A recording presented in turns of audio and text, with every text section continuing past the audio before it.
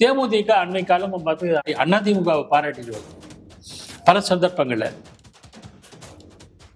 காங்கிரஸ் திராவிட முன்னேற்ற கழகம் மற்ற கட்சிகளோட கூட்டணி எப்படி இருக்கணும்னா, மற்ற கட்சிகள் எல்லாருக்குமே திமுக மீது ஒரு அதிருப்தி இருக்கு. காங்கிரஸ் மேலிட பார்வையாளர் பிரவீன் அவர் தாவேக விஜய் தலைவர், நிறுவன தலைவர் விஜய் பார்க்கிறார். அப்படின்னா என்ன? அவர் பிரவீன் ராகுலுக்கு நெருக்கமானவர். இங்கே கூட்டணியில் சந்தேகம், அங்கே கூட்டணிக்கு வாய்ப்பு. இப்போ காங்கிரஸ் போயிட்டான், அந்த 25 எங்களுக்கு பிரிச்சு கூட்டும். பிசிகே கேட்கும், மதிமுக கேட்கும், இந்திய கம்யூனிஸ்ட் கேட்கும், மார்க்சிஸ்ட் கம்யூனிஸ்ட் கேட்கும். கட்சிக்கு உள்ளே பல தலைவர்கள் மீது மாண்புமிகு முதலமைச்சர் மு.க. ஸ்டாலின் அவர்களுக்கு திருப்தி இல்லை என்று தகவலாக எனக்கு. இல்ல, இவர்களெல்லாம் சேர்ந்து தாவேகாவை கரை சேர்த்தா பரவாயில்ல, ஆனா அந்த படகையே கவுத்துட்டாங்க. அது எனக்கு தெரியாது.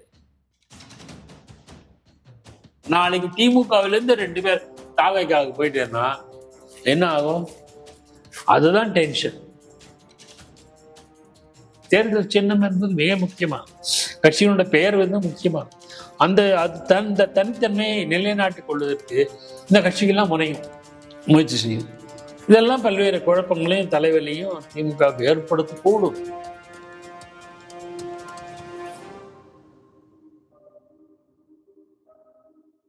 நிம்மதி ப்ராப்பர்ட்டி மேனேஜ்மெண்ட். கான்டாக்ட் 7667000800. நகரம் வாய்ஸ் நேயர்களுக்கு வணக்கம். இன்று நம்முடன் இணைகிறார் பத்திரிகையாளர் திரு பாக்கி அவர்கள்.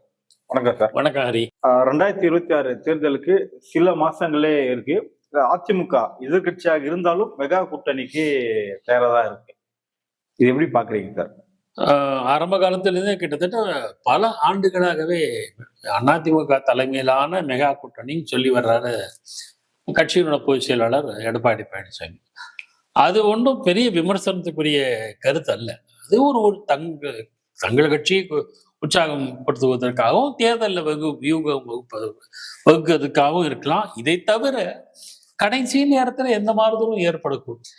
மெகா கூட்டணின்னு அவர் சொன்னதுக்கு பல அர்த்தங்களை நம்ம கொள்ளலாம். எப்படின்னா, பெரிய கட்சியோடு கூட்டணி, பாஜக பெரிய கட்சியா இல்லையா, அதோட கூட்டணி அப்படிங்கிறது ஒண்ணு. மூன்றாவது பாயிண்ட் என்ன, இதுவரையில் அதிமுகவை எதிர்த்து, அதாவது ஆதரிக்காத அல்லது ஆதரிக்குமா இல்லையா என்று தெரியாத தேமுதிக அண்மை காலம் பார்த்து அதிமுகவை பாராட்டிட்டு வருது பல சந்தர்ப்பங்கள்ல. பல தரவுகள் பார்த்தீங்கன்னா அடித்து அந்த பிரேமலதா கூறி வருகிற ஸ்டேட்மெண்ட்லாம் பார்த்தீங்கன்னா அப்படிதான் இருக்கு. ஒன்று, ராஜ்யசபா இந்த தேர்தலே தரணும்னு நாங்கள் சொல்லலை, எப்போ தரப்போறீங்கன்னு தான் நான் கேட்டேன், அது மாதிரி சொன்னாங்க. இப்போ பல விஷயங்கள் அவங்க அனுசரிச்சு போறாங்க. பாமகவில் இப்போ பெரிய சக்தியாக வந்திருக்கிறவர் அன்புமணி, அவர் பிஜேபி ஆதரிக்கிறார்.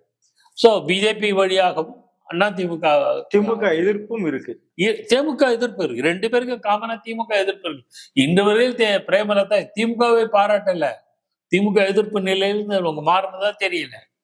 ஸோ இவங்க 2 பேரும் சேருவார்களா இல்லை, நான் ஜோசியம் இல்லை, ஆனா சேருவதற்கான சான்சஸ் இருக்கா, வாய்ப்பு இருக்கா இல்லையா தான். வாய்ப்பு இருக்கிறது. இதையும் மனத்தில் வைத்து எடப்பாடி பழனிசாமி மெகா கூட்டணி என்று சொல்லியிருப்பார். ஒரு பக்கம், இந்த பக்கம் கூட்டணி வலுப்பெறுதோ இல்லையோ அது தெரியாது. ஆனா கூட்டணினா இன்னும் கட்சிகள் சேருமா இல்லையாங்கிறத நம்ம சொல்ல முடியும், ஏதோ தேர்தலுக்கு முன்னாடிதான் தெரியும். அதே சமயத்தில் இந்த பக்கம் காங்கிரஸ் திராவிட முன்னேற்ற கழகம் மற்ற கட்சிகளோட கூட்டணி எப்படி இருக்கணும்னா, மற்ற கட்சிகள் எல்லாருக்குமே திமுக மீது ஒரு அதிருப்தி இருக்கு. எங்களுக்கு கூட்டணி போட்டியிடுவதற்கான இடங்களை குறைக்கப் போகிறார்கள் என்கிற கவலை இருக்கு, காங்கிரஸுக்கும் இருக்கு. அதுவும் குறிப்பா காங்கிரஸ் கட்சி பீகார்ல தோல்வி அடைந்த பிறகு அவங்களுக்கு இனிமே போன வாட்டி கொடுத்தவர் கூட குறைக்கலான்னு பேசிக்கிறாங்க. இந்த சூழல்ல காங்கிரஸ் கட்சி ஏற்கனவே திமுக கூட்டணியில் இருந்தபோது அதிருப்தியாகத்தான் இருந்தது. எங்களை சரியா நடத்தல, எங்களுக்கு அழுக வருது, வருத்தமாக இருக்கிறது எல்லாம் கேஸ் அழகி சொன்னார். ஆட்சியில பங்கு பெறுவோம்னு சொன்னது காங்கிரஸ் தலைவர்கள் எல்லாரும். செல்வ பிறந்தக்கு சொல்றாரா தெரியல, ஏன்னா அவர் எப்படி சொல்லுவாரோ தெரியாது. அவர் இஸ் மாஸ்டர்ஸ் வாய்ஸ் எப்படியோ தெரியாது. இஸ் மாஸ்டர் வாய்ஸ்னா நீங்க வேற எந்த பொருளும் புரிஞ்சுக்கூடாது, புரியுதுங்களா? எஜமானருடைய குரல் அப்படின்னா வேற இது இல்லை, அது ஒரு பக்கம் இருக்கு. காங்கிரஸ் கட்சியில கிரீஷ் ஷோடங்கர் 2-3 மாதங்களுக்கு முன் திருநெல்வேலியை வந்து பேசினார். என்ன பேசினாரு? 107 இடங்கள்ல போட்டியிடுவோம் அப்படின்னு. கடந்த காலங்கள மாநில அளவில் இருக்க காங்கிரஸ் கட்சிக்காரங்க ஏதாவது பேசுவாங்க. கலைஞர் என்ன பண்ணுவாரு? நேர நேஷனல் லெவல்ல போய் சரி கட்டிடுவார்.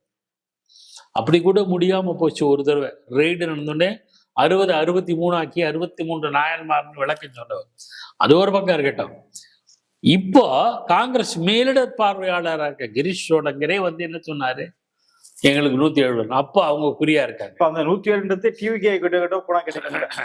அதான் நம்ம சொல்ற வர அதுதான். இப்போ காங்கிரஸ் மேலிட பார்வையாளர் பிரவீன் அவர் வந்து தாவேகா விஜய் தலைவர், நிறுவன தலைவர் விஜய் பார்க்கிறாரு. அப்படின்னா என்ன? அவர் பிரவீன் வந்து ராகுலுக்கு நெருக்கமானவர். இதெல்லாம் கணக்கு. நெருக்கமானவர், கட்சி மேலிடத்தை சேர்ந்தவள், என்ன மனநிலையில் இருக்கிறார். அப்போ திமுக கூட்டணியிலிருந்து காங்கிரஸ் விலகி விடுமா அப்படிங்கிற சந்தேகம் ஏற்படுதில்ல. நான் உடனே விலகிடும் அப்படின்னு சொல்லி 26ஆம் தேதி விலகிடும் அப்படின்னு சொல்லல. விலகுவதற்கான சந்தேகம் ஏற்பட்டிருக்கிறதா?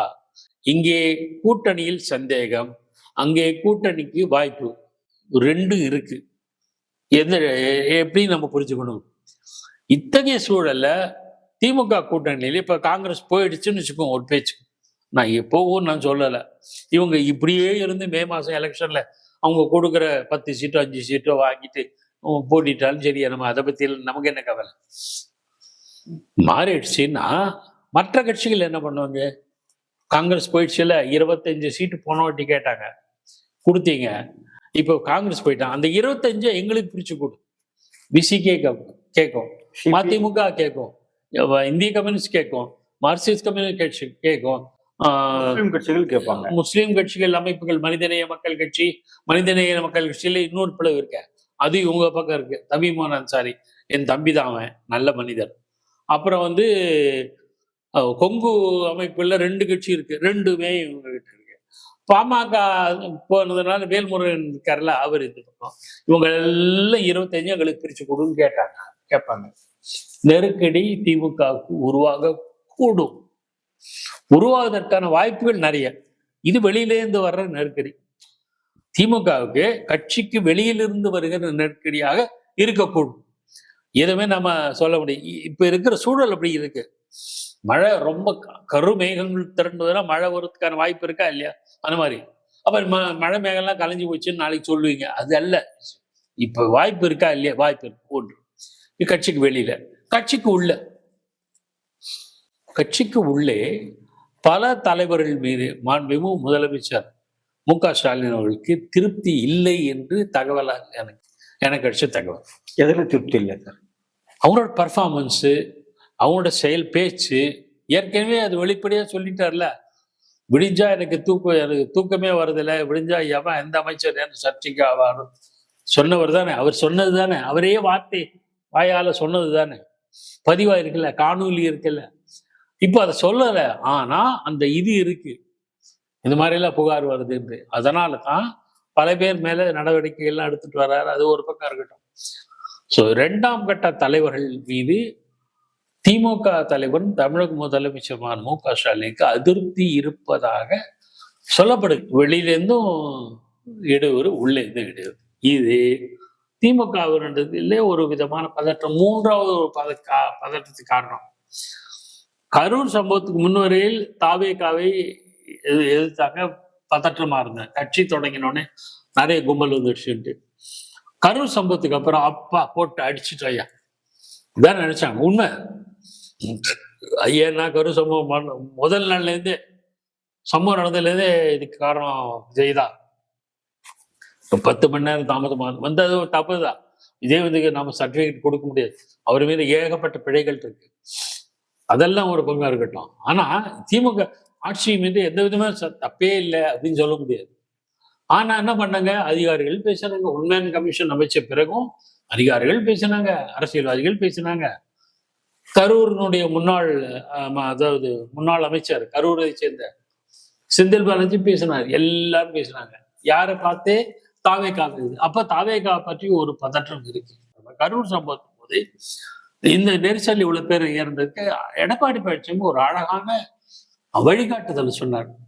எங்களை மாதிரி ஒரு பெரிய அனுபவம் வாய்ந்த கட்சிக்கிட்ட இருந்து கிரௌடு மேனேஜ்மெண்ட், கூட்ட நெரிசல் மேலாண்மை இருக்கு, அதை எப்படி கையாள்வது, கூட்டத்தை எப்படி கையாள்வது என்பதை தெரிந்து கொள்ளுங்க, எங்கிட்ட பாடம் கத்துக்குங்க அப்படின்னு சொன்னேன். அதுதான் அந்த கட்சி தொண்டர்கள் ஈர்க்கப்பட்டு எடப்பாடியாருடைய பிரச்சாரத்துக்கு போது கொடியை காமிச்சு வந்தாங்க. ஆர்வத்தினால தான் அதை பற்றிய சர்ச்சனையெல்லாம் பூதாகரமாக்கினாங்க. இயல்பானது. எங்களுக்கெல்லாம் தலைவரே இப்படி இருக்காரு, டிப்ரெஷன்ல இருக்கு, எங்களுக்கு வழிகாட்டுற மாதிரி சொன்னீங்களேன்னு ஒரு மகிழ்ச்சியிலே வந்தாங்க. நாம அடுத்தா பார்க்க முடியும். அது ஒரு பக்கம் இருக்கட்டும். இப்போ அந்த சூழல்ல தாவேகா தலைவர் விஜய் புரிந்து கொண்டு இருக்கார். ஒரு அரசியல் கட்சி தலைவருடைய தேவை நம்ம ஏத்துக்காது, அது வேற. அரசியல்ல அனுபவஸ்தர்களை வச்சுக்கிட்டாதான் கட்சி வளரும் அப்படின்னு கருத்து பலமுறை சொல்லியிருக்கேன். செங்கோட்டையன் சேர்ந்தார் சில வாரங்களுக்கு முன்பு. இப்போது நேற்றைய தினம் நாஞ்சில் சம்பத் என்னுடைய நண்பர் அவரு சேர்ந்தார். சோ நாளைய தினம் வேற கட்சிகள் இருந்தும் ஆட்கள். இல்ல இவர்களெல்லாம் சேர்ந்து தாவேகாவை கரை சேர்த்தா பரவாயில்ல, ஆனா அந்த படகையே கவுத்துட்டாங்க. அது எனக்கு தெரியாது. நாம அந்த விவாதம் கவுக்குற மாலுமிகளா கூட ஒரு சிலர் போய் இல்ல ஹரி, நான் அந்த பாசிட்டிவ் நெகட்டிவ் விமர்சனத்துக்கே போக விரும்பல. நான் இதை எதுக்கு சொல்ல வரேன்னா, நாளுக்கு நாள் அரசியல் தலைவர்கள் தாவேகா, ஏற்கனவே தாவேகாவை பத்தி டென்ஷன் ஆயிருக்கு திமுக அரசியல் தலைவர்கள் அங்க சேர்ந்தாங்க. நாளைக்கு திமுகவிலிருந்து 2 பேர் தாவேகாவுக்கு போயிட்டு இருந்தா என்ன ஆகும்? அதுதான் டென்ஷன். திமுகவுக்கு பதற்றம் அதிகரிப்பதற்கு சாத்தியக்கூறு இருக்குன்னு நான் சொல்ல வரேன். நிச்சயமா சாத்தியக்கூறு இருக்கு.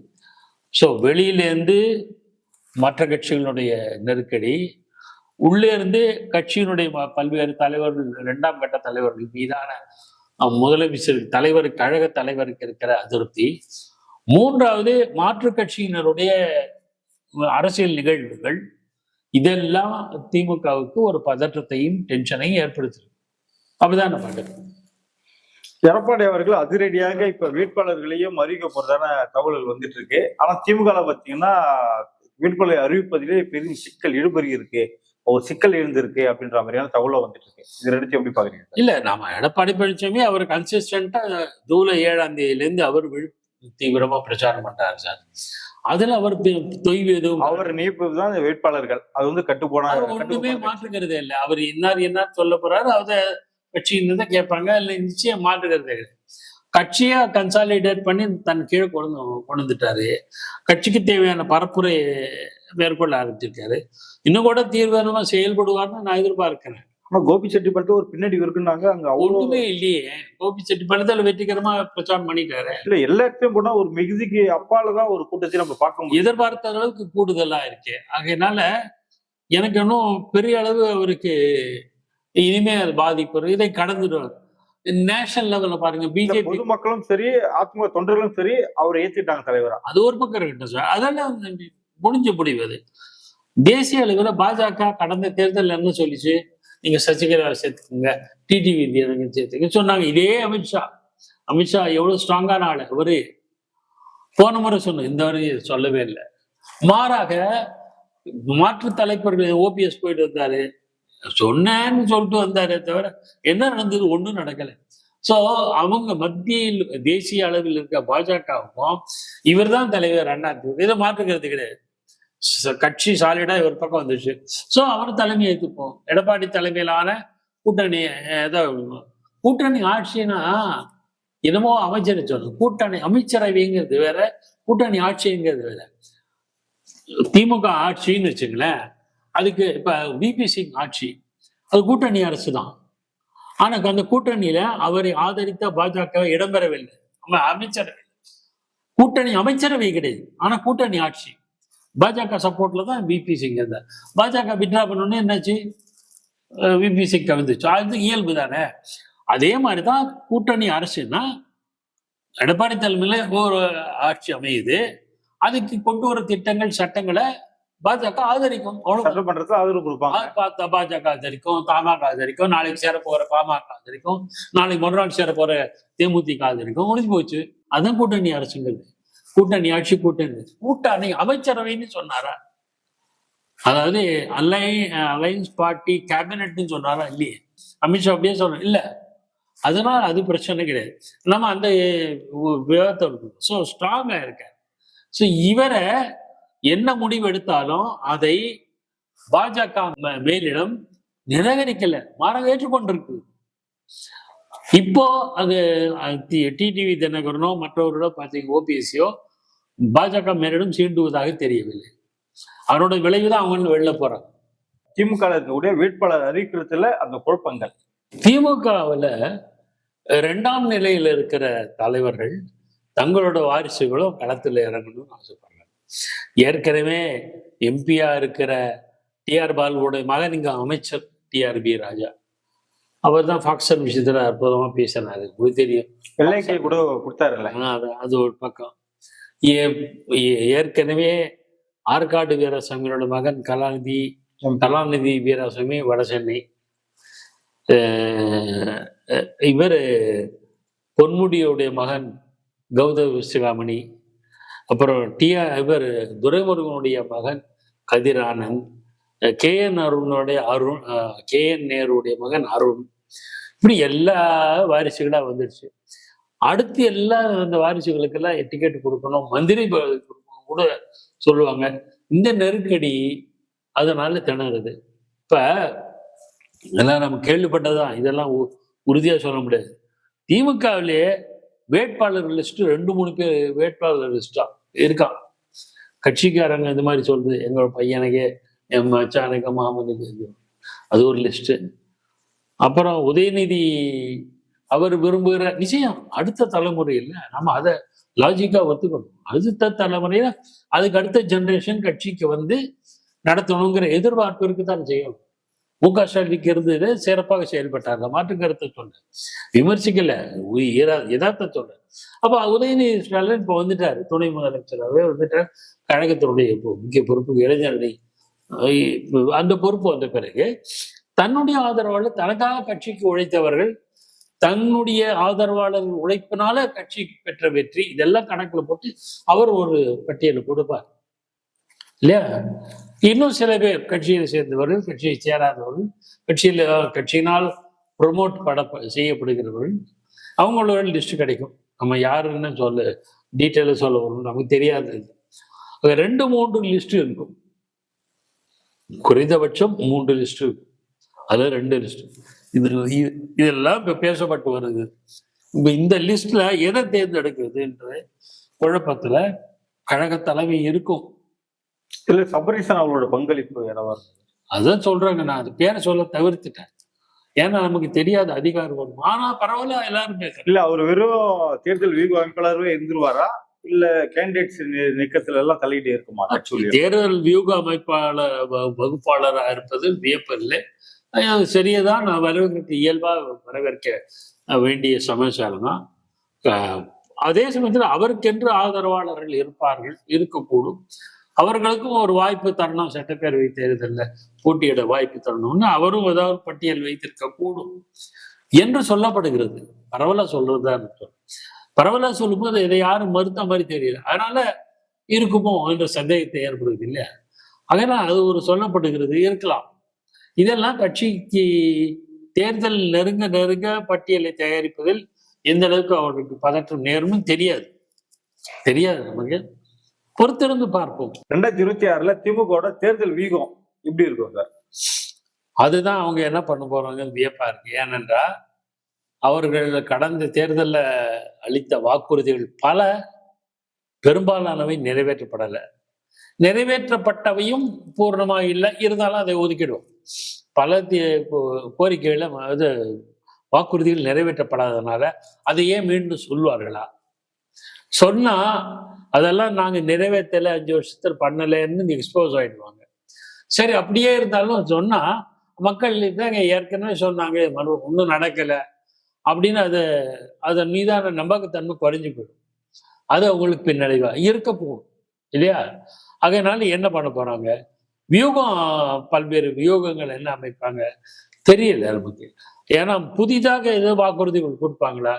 அப்படி கொடுத்தா கூட நம்ப மாட்டாங்க மக்கள் அதை ஏற்றுப்பாங்களா? ஏற்கனவே சொன்னதே நீங்க நிறைவேற்றல, என்ன புதுசா சொல்றீங்க என்று சொல்லக்கூடும். சொல்வார்களா இல்லையாங்கிறது வேற. சில காணொலிகள்லாம் பார்க்கும்போது அதுதான் கேள்வி எல்லாம் எழுப்புது. இது ஒரு பக்கம். ரெண்டாவது ஒன்று. ரெண்டாவது, இந்த கூட்டணி கட்சிகளை எப்படிலாம் திருப்திப்படுத்தணும்.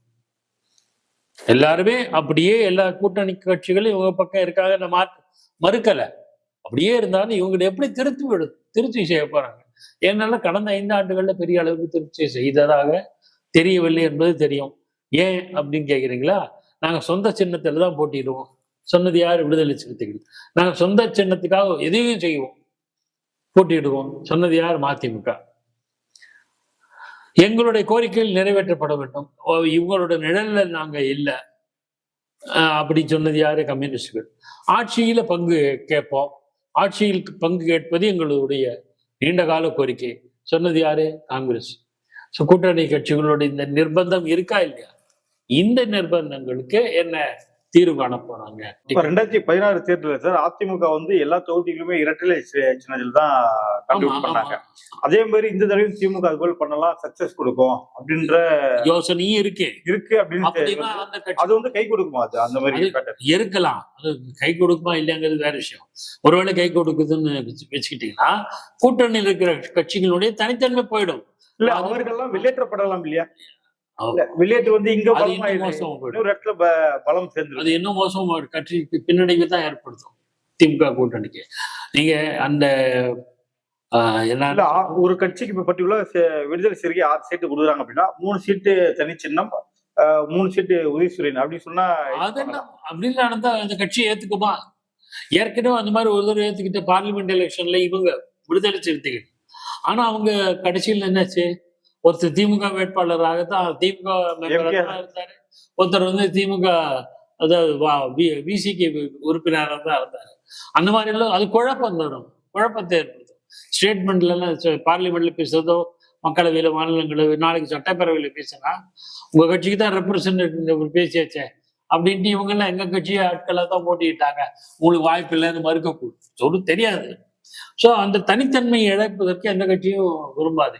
இன்னொரு விஷயம், தேர்தல் ஆணையத்துல வந்து எப்பவுமே நம்ம ரெக்கார்டு காட்டணும்ல, நம்ம கட்சியினுடைய இருப்பை தக்க வைத்துக் கொள்ளுங்க. அதை மாநில கட்சியா, மத்திய அரசு, தேசிய கட்சியா அந்த அங்கீகாரத்தை அந்த அங்கீகாரத்தை தொடர்ந்து பெறுவதற்கு இவ்வளவு சீட்டு வென்றிருக்கணும்னு இருக்கு.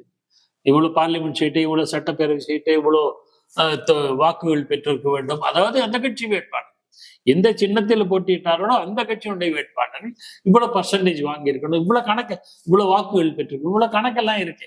அப்படி இருந்தால் அந்த கட்சி மாநில கட்சியாகவோ தேசிய கட்சியோ அங்கீகாரம் பெறும். சட்டம், தேர்தல் ஆணையத்தினுடைய விதி. அதுக்காகத்தான் அவங்க தனியா போட்டிட்டா எங்களுக்குன்னு ஒரு சின்னம், எங்களுக்குன்னு ஒரு தனித்து போட்டிடணும்னு கேட்கிறேன். மதிமுக கட்சி அப்படிதான் போட்டிட்டு துரை வைகோ தீப்பெட்டி சின்னத்தில் தான் போட்டார். அது பாருங்க, ஏகப்பட்ட சின்னங்களை பெற்ற கட்சி அது. கொடை, பம்பரம், தீப்பெட்டி வந்து நிக்குது. ஆக இதெல்லாம் மிக முக்கியமானது. தேர்தல் சின்னம் என்பது மிக முக்கியமானது. கட்சியினோட பெயர் வந்து முக்கியமானது.